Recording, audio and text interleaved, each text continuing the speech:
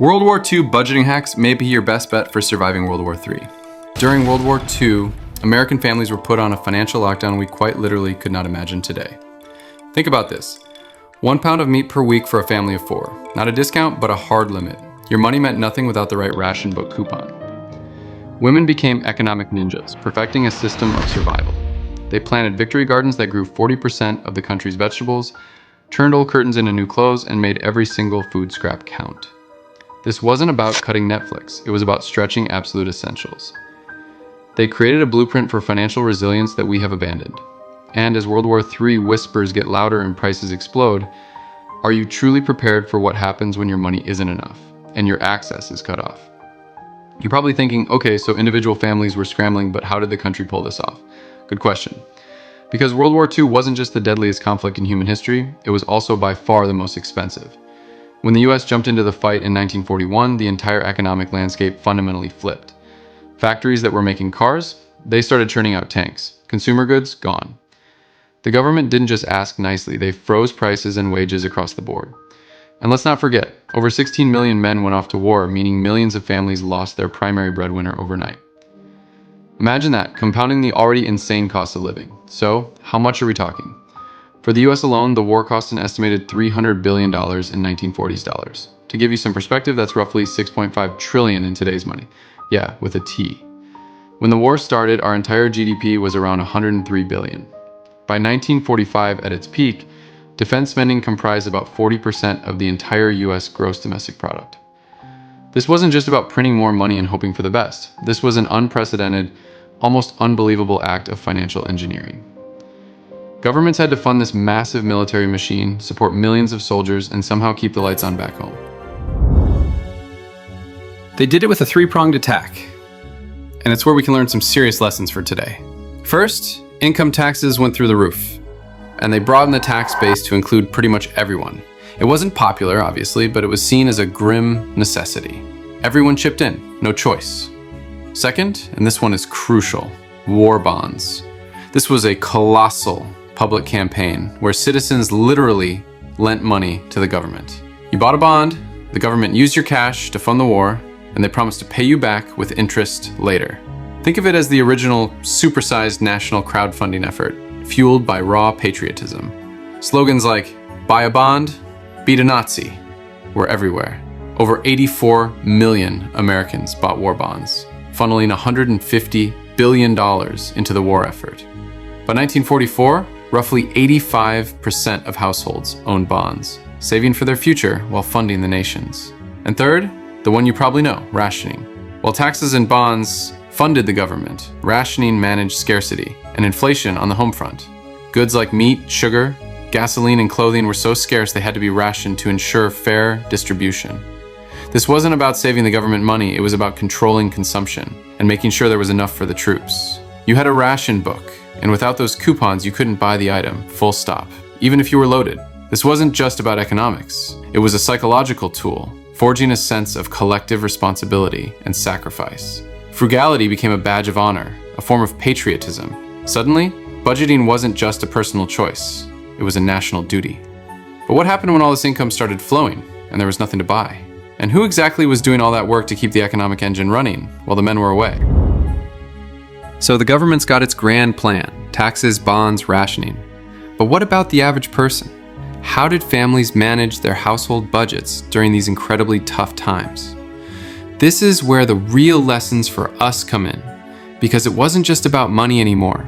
It was about pure, unadulterated resourcefulness, often spearheaded by the women of the house. Remember those ration books? Every citizen got one, and inside, coupons for essentials like sugar, meat, butter, gasoline. These weren't just some discount coupons you could ignore if you had cash. No, without the coupon, you could not buy the product at all. A family of 4 might get a single pound of meat per week. Think about that, a single pound. Women had to budget not just dollars, but those precious ration stamps. Your grocery list wasn't about cost, it was about what you were legally allowed to buy. Running out of stamps meant going without, period. No second chances until the next cycle. This is point rationing. This is the way to assure everyone here at home an equal opportunity to get the same fair share. This is the way to assure food for our fighting men and for our fighting allies. Share and share alike is the American way to victory. To make ends meet, women became culinary alchemists. Meat was rare and expensive, so recipes called for fillers, oats, lentils, even breadcrumbs, to stretch that measly pound of beef. Ever heard of powdered eggs? Margarine instead of butter? Soy protein to replace meat? Yeah, that was their reality. They even made victory cakes using vinegar instead of eggs. And leftovers? Sacred. Nothing, absolutely nothing, was thrown away. Bread crusts became stuffing, bones became broth, stale cookies were crumbled into pie crusts. The idea of zero waste wasn't some trendy hashtag, it was how people survived. But it wasn't just about stretching what little they could buy. Food shortages sparked a nationwide revolution. Victory gardens. The government pushed it hard, and women, kids, even the elderly turned every spare patch of land, backyards, public parks, even rooftops, into vegetable gardens. At its peak, over 20 million gardens supplied more than 40% of the nation's produce. And if you grew it, you preserved it. Women hosted neighborhood canning parties, putting up tomatoes, beans, peaches in old mason jars. These gardens didn't just fill bellies and stretch budgets, they gave families a profound sense of control in a world that felt completely out of control. It wasn't just food either. Clothing and shoes were also tightly rationed. Women became master tailors and repair experts. They mended, patched, and repurposed everything. Old curtains became dresses, flour sacks became children's clothes. Socks were darned repeatedly. They saved every button and zipper from worn-out garments. Even underwear got patched. And new shoes? Often limited to one pair per person per year. This wasn't about whether you could afford a new outfit, it was whether you were allowed one. And here's the kicker, the secret ingredient that made it all work. Community. Women swapped recipes, they pooled ration coupons when one family had extra for an item another desperately needed. They babysat for neighbors so others could work. They leaned on each other emotionally and financially. Resilience wasn't an option, it was a daily practice. Built one home-cooked meal and one repurposed dress at a time. The government even facilitated this through home economics programs and university extensions, teaching everything from canning to nutrition. So when we talk about budgeting today, with our apps and our algorithms, can we really grasp the level of ingenuity, the sheer adaptability that these women demonstrated? Because their methods weren't about cutting back on luxuries. They were about stretching the absolute bare bones essentials. The question is, are we ready to learn from them before necessity forces our hand in the same way? So we've seen how the women of the 1940s operated under extreme duress. They were the original financial engineers, the first meal preppers, long before it was a TikTok trend. But what can we, here in 2025, learn from women who kept their homes afloat during one of history's greatest crises?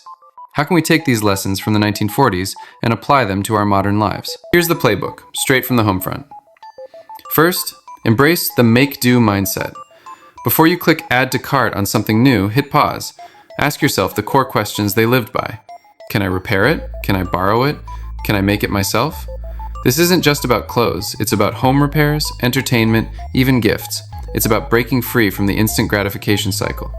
Pro tip, get on YouTube, like this video, seriously. Learn basic repair skills, how to fix a leaky faucet, mend a torn seam, troubleshoot a common appliance issue. It'll save you a fortune. And start hitting thrift stores or exploring upcycling. That's their repurpose and conserve strategy for the 21st century. Second, implement your own rationing system. Just like wartime rationing, you need to ruthlessly identify where your money vanishes. Is it eating out 3 times a week? That ever-growing list of streaming subscriptions? Impulse buys that show up mysteriously on your porch? Identify those black holes and set strict rations for them. And then here's the hard part. Stick to them. This isn't rocket science, but it works. Use a budgeting app. There are dozens of good free ones. Or just a simple spreadsheet.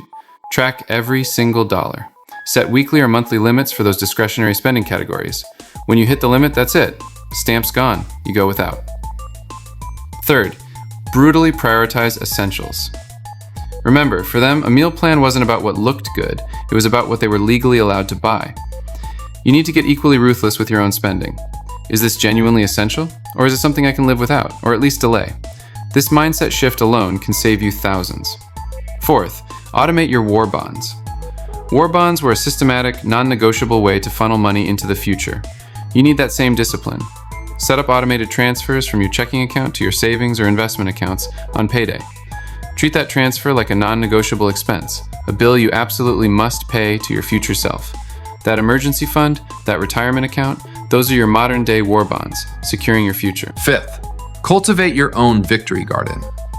And no, you don't necessarily need a green thumb. This isn't just about growing tomatoes, though that's a fantastic way to save on groceries.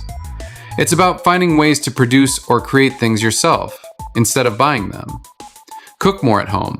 Learn to bake your own bread. That's money saved and a skill gained.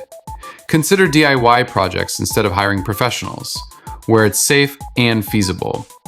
It's about taking back control from the consumer economy. Learn to meal prep for the week. Batch cook. Make your own coffee like your boomer granddad does. Make your own avocado toast. If you've got space, even a small herb garden or a few tomato plants can make a difference. Put the tomatoes on your avocado toast. Look into online tutorials for simple home DIY projects. Finally, rebuild your community financial network. Perhaps the most overlooked lesson from World War II isn't what people gave up, but how they came together. Women swapped recipes, pooled ration coupons, babysat for neighbors. They leaned on each other. We've lost that, but you can rebuild it.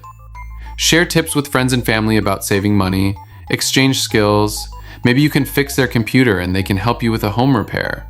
Consider a small barter system for services. Join online communities focused on frugality, budgeting, or even specific DIY skills. Find a trusted friend or family member and share your financial goals and challenges. Support each other.